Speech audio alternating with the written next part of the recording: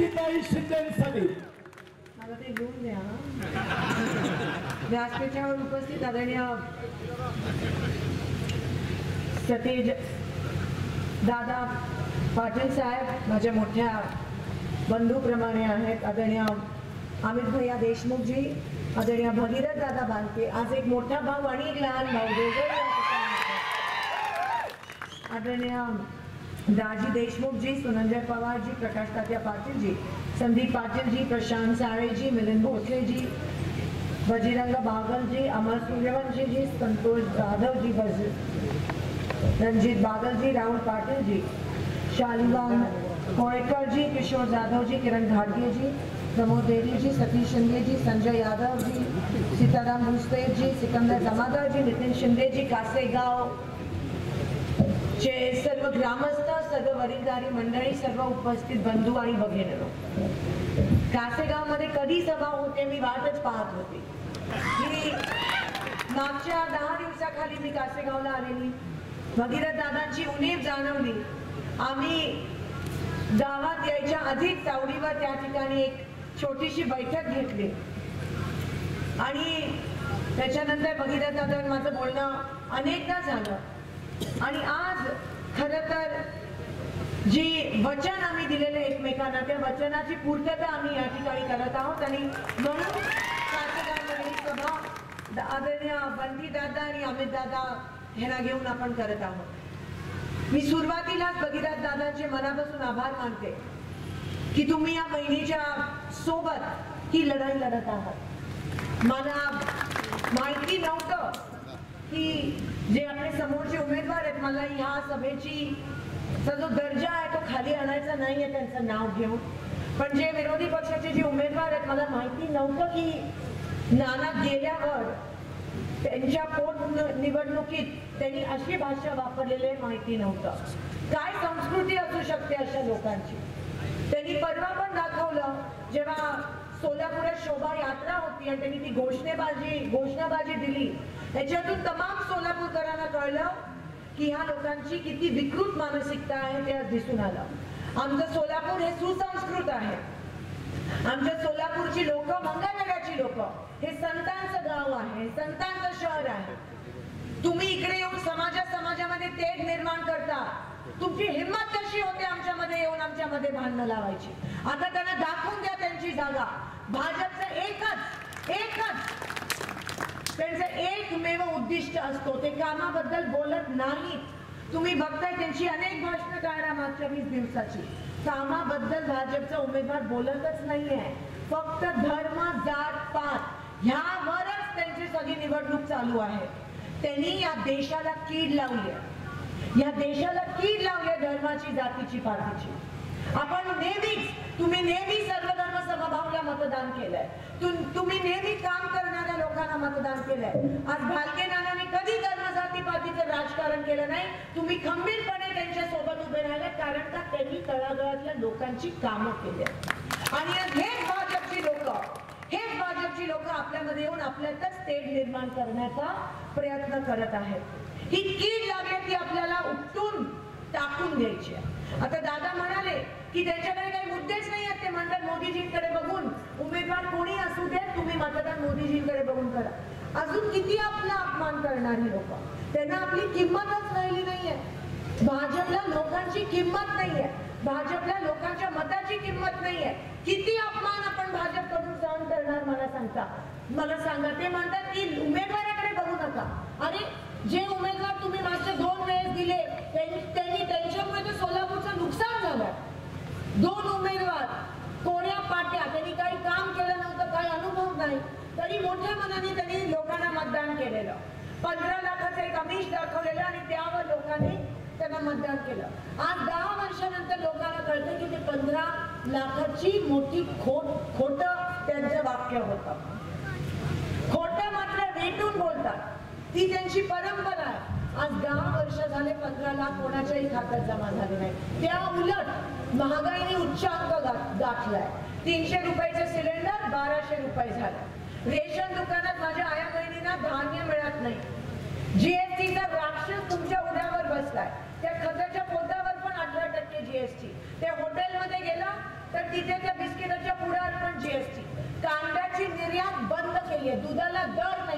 पीक विमाचं अजून वितरण झालं नाहीये. मंगळवेढ्यातल्या त्या 35 गावांमध्ये अजून पाणी नाहीये. ह्या लोकांना लाज वाटायला पाहिजे.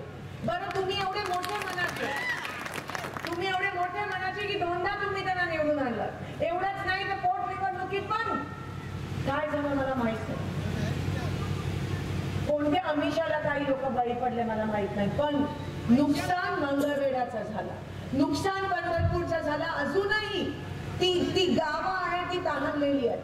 अजूनही त्या गुरांना छावण्या मिळाल्या नाहीयेत. मागची बिलं अजून या प्रशासनाने काढली नाहीयेत.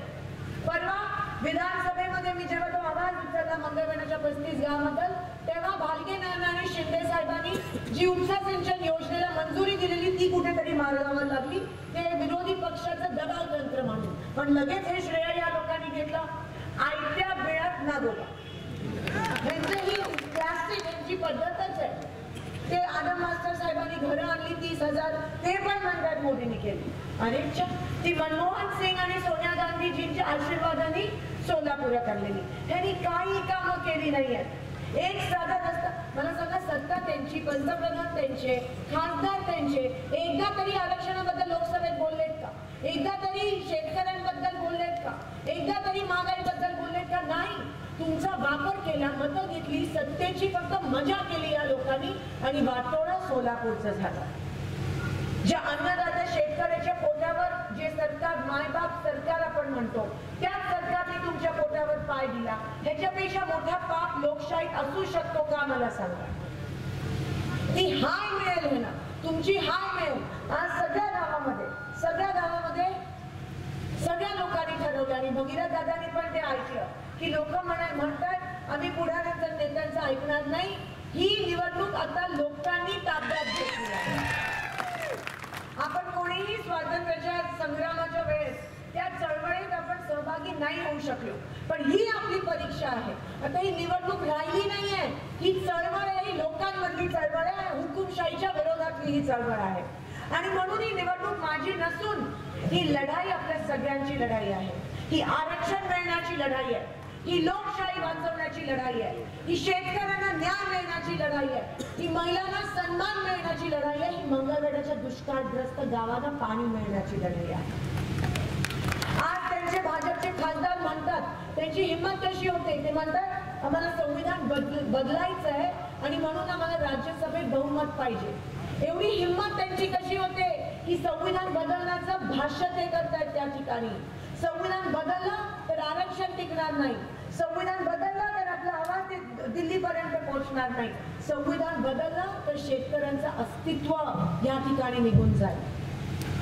आणि म्हणून ही गरज आहे की आपण सगळ्यांनी एकत्र होणं आणि लोकशाही वाचवण्यासाठी, संविधान वाचवण्यासाठी हा लढा आहे.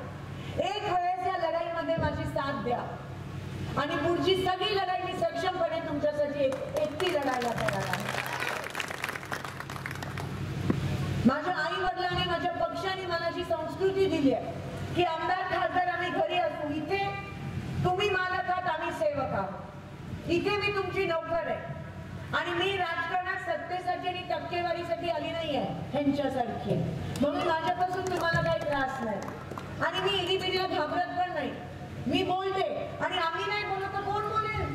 सगळे सोलापूरचे भाजपचे, नाही त्या ईडीच्या भीतीने तिथे गेलेत आणि ते काय आरक्षणाबद्दल बोलणार नाही, कारण त्यांच्या पक्षात एवढी हुकुमशाही आहे की लगेच ते काय बोलले तर त्यांच्या मागे ईडी लावतील. मी तर म्हणत होती जा जेलमध्ये, हिरो बनाल, अशोक चव्हाण साहेबांनी सांगितलं. पण जाऊ दे, त्यांचं काही वेगळं कारण होतं.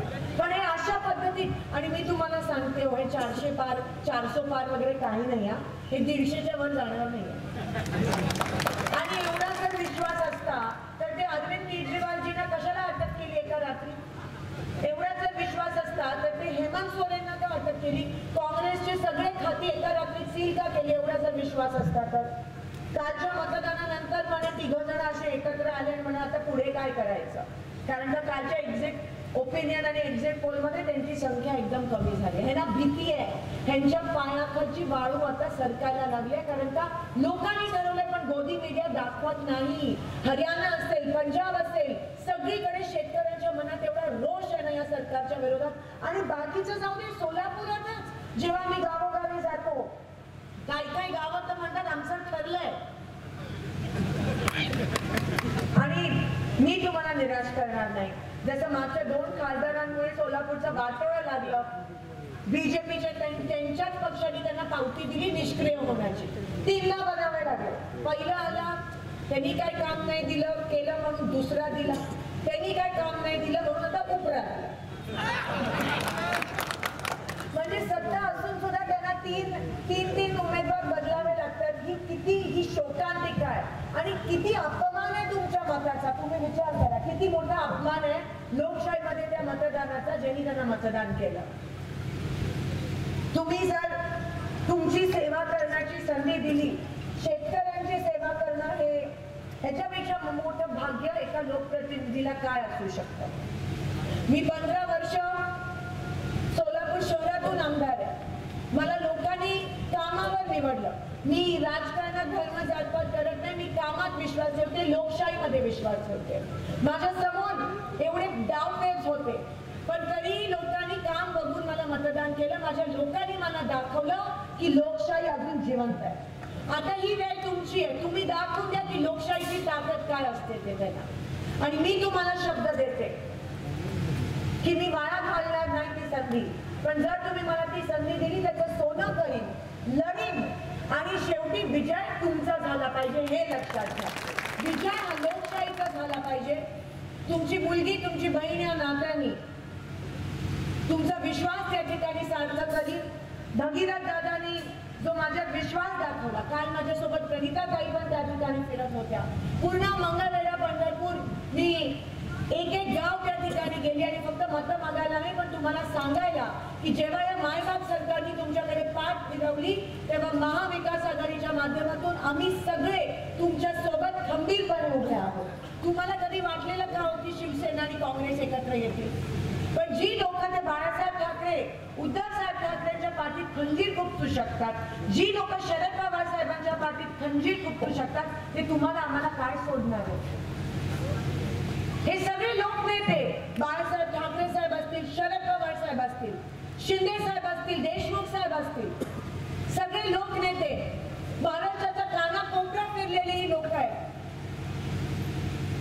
पूर्ण महाराष्ट्रात त्यांना ओळखतं. मास लीडर ज्याला आपण म्हणतो. मला सांगा या बीजेपी मध्ये कोण आहे आता? एक फसवणीस बस. काल तर त्यांचं नाव बदललं. कोडापुडीमुळे त्यांना कोडांवीस कोणीतरी नाव. एवढं मोठं गाजर दाखवलं आरक्षणाचं. 1 दिवसाचं नाटक केलं, अधिवेशन घ्यायचं आणि आमचे माईकच बंद केले. तिकडे एसआयटी इन्क्वायरी लावली, लाठीचार्ज केला. आम्ही मागितली की एसआयटी रद्द करा. मी सोलापुरात वैयक्तिक तिकडे सांगितलं की एसआयटी रद्द झाली पाहिजे.